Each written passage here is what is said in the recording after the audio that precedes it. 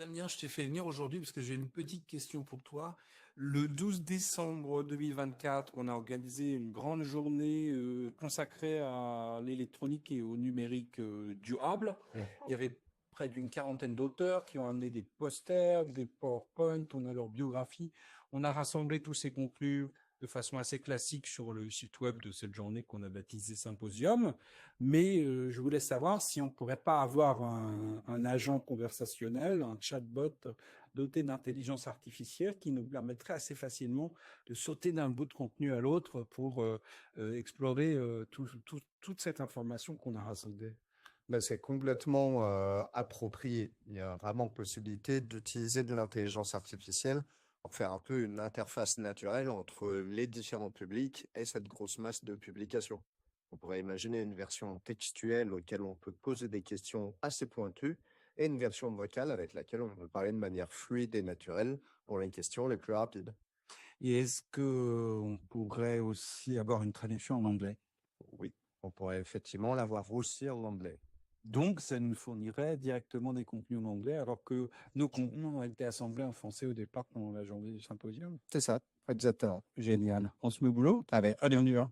Damien, il y a eu beaucoup de boulot là pendant ces 15 derniers jours. Hein. Oui, il a fallu mettre les publications dans la tête de notre agent. Il a fallu établir une prompte cadre qui donne aussi son rôle à notre agent.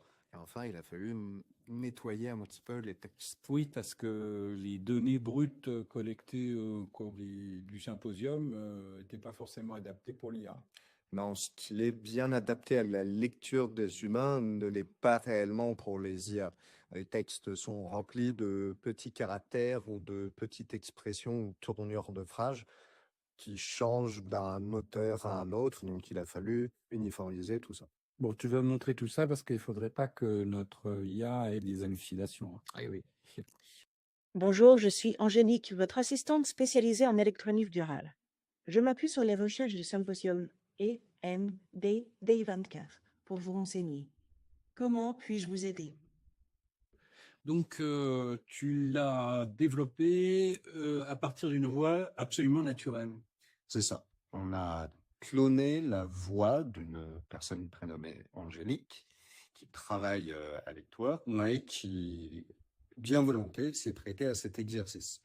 L'enregistrement de sa voix n'a duré que quelques secondes et à partir de ce simple enregistrement qui n'était d'ailleurs même pas en français à la base, on a pu créer une copie de la voix qu'on a pu utiliser pour la version vocale d'Angélique. Merci pour votre patience. Ma voix est en effet dérivée d'une personne de votre équipe. Et cela permet de rendre nos échanges plus naturels. C'est vrai, ça fonctionne bien. Donc, sur les outils que tu as mis en œuvre, tu peux nous en dire un peu plus? Oui. La version textuelle d'Angélique utilise une solution logicielle qui s'appelle BotPress et qui est une entreprise américaine qui propose de construire bloc par bloc des agents conversationnels. Pour la version vocale d'Angélique, on utilise là encore de l'intelligence comme service, je vais y revenir, une entreprise qui s'appelle Play.ai et qui, elle, propose de créer des agents conversationnels vocaux basés sur de l'intelligence artificielle. Dans un cas comme dans l'autre, la spécificité de ce projet a consisté à utiliser des solutions qui sont déjà préexistantes. Il n'y a pas de développement full stack. On est sur ce qu'on appelle du low code, c'est-à-dire que le projet a surtout utilisé des solutions qui existent déjà et qui proposent de l'intelligence artificielle comme service. Bon, vous l'avez compris, c'est pas un gadget qu'on a plugué comme ça sur le site web de notre symposium. C'est vraiment une expérimentation à laquelle on vous invite en appuyant sur ces deux boutons bruns qui sont en bas à droite des fenêtres d'exploration du site web NanoElec.